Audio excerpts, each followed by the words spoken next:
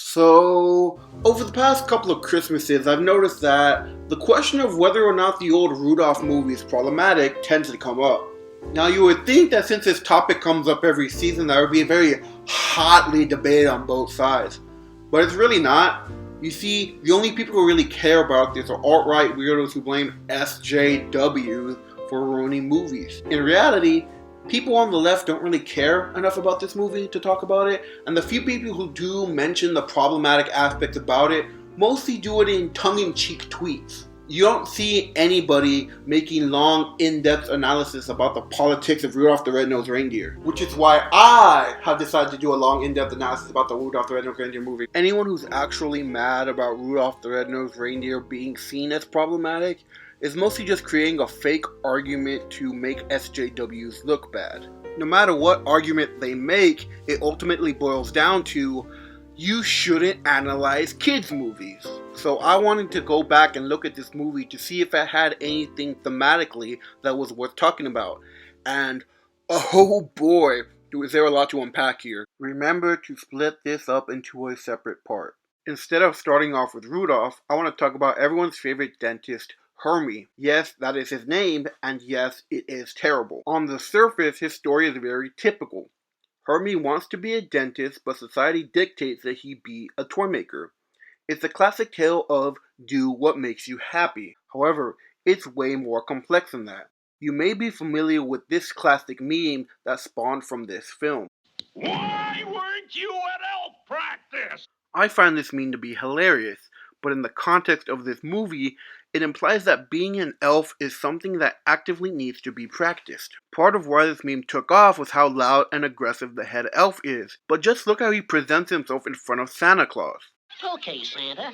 Now let's try out the new elf song I wrote. And remember, it's for Santa. The head elf is clearly making himself sound cute and non-threatening in order to make himself appear more like what we expect from an elf. So when Hermie rejects his job making toys, it's not just him showing dissatisfaction with his career prospects. Even if he enjoyed making toys, that would not be good enough to be an elf. He would have to alter his personality in order to fit the mold of what this society expects an elf to be, and also regularly attend elf practice.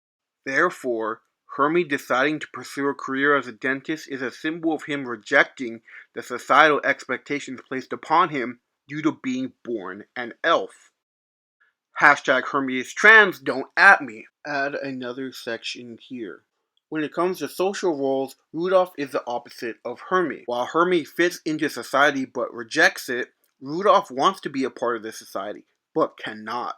Not only do his peers shun him for having a red nose, but he is also barred from ever being a part of Santa's main reindeer. Again, if you look at this from the surface, it's pretty basic.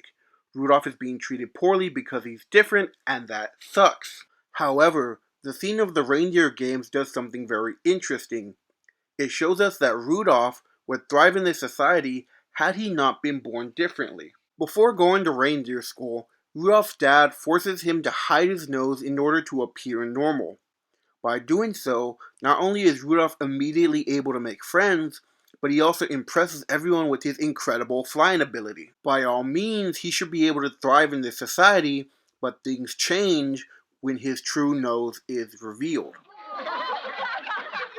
Hey, look at the beak. Hey, buy us new. Hey, Ballpot! Hey, Schnapp! Stop calling me names! Rudolph the Red-Nosed Reindeer.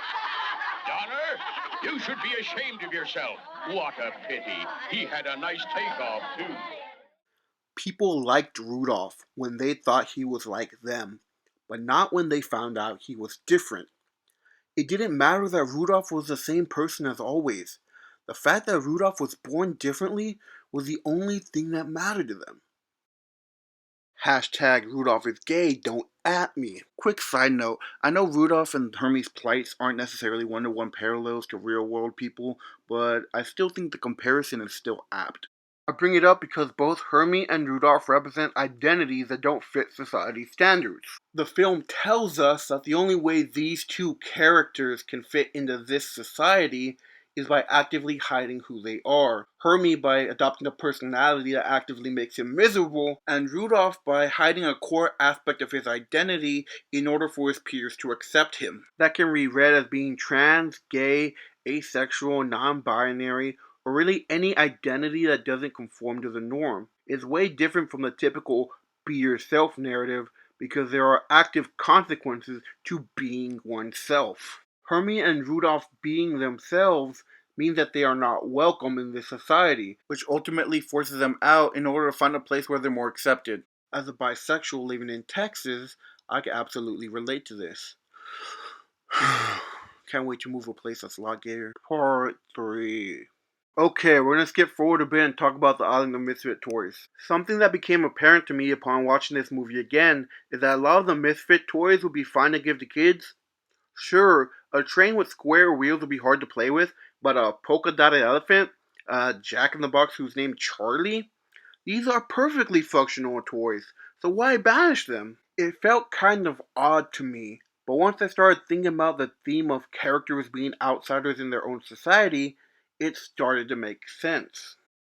You see, these toys are only considered misfits because someone decided that they were. Someone was not pleased that these toys didn't come out perfect, so they were deemed unfit for children. And that person has the power not just to identify them as misfits, but also enough to banish these toys out of existence. What I'm trying to say is that Santa Claus is an authoritative dictator. I know, it's a bit crazy, but hear me out. The society that exists in this movie is entirely centered on Santa Claus and his goal to give kids presents. He is the one who created this environment, therefore he is the one who determines what is and isn't acceptable in this society. He decides that elves need to act a certain way despite it having nothing to do with their ability to make toys, that Rudolph can never be a part of the sled pulling team despite showing incredible promise, and that these misfit toys are not worth giving to children despite most of them being perfectly fine toys. It's important to note that since this movie is a kids film, it ends with Santa realizing that he was wrong and allows Hermie and Rudolph to live the way they want. If the film were being an accurate representation of how to solve the issues of this society, they'd have to show old St. Nick getting the guillotine. However, I'm willing to overlook this flaw. For the most part, this movie does a good job at displaying the oppression of marginalized groups.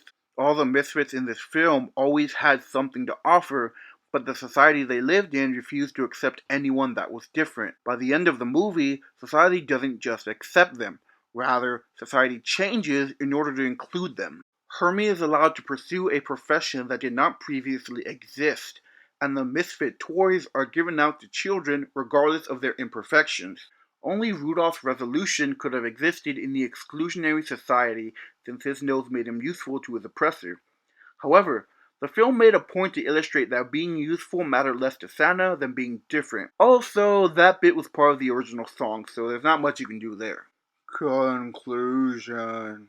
So obviously I don't think Rudolph the Red-Nosed Reindeer is problematic, but that really wasn't the point of this video. The main sentiment I got from the alt-right weirdos crying about Rudolph being cancelled is that the act of analyzing a property meant for kids is ridiculous. Jesus Christ, dude, get a grip. Rudolph is just a cool story for kids, with some fun songs and laughs in it. Think of something you love that brings you a sense of peace and decency, and they will somehow link it to the patriarchy and the rest of their politically correct nonsense.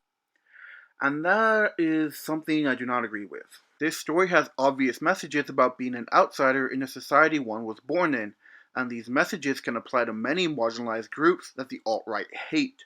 I made this video to show that even a children's movie made in the 60s could have something relevant to say about our current society. I wanted to show that the people insisting movies shouldn't be analyzed are the ones that are being ridiculous, not the other way around. But most importantly, I wanted people to know that Santa Claus is a fascist. Hey, that's the end of my video. If you want, you can find me at Twitter here, or just subscribe to me because I plan on making more videos. I am very lazy and also depressed, so I hardly come up with videos, but hopefully I'll try better next year, so please subscribe.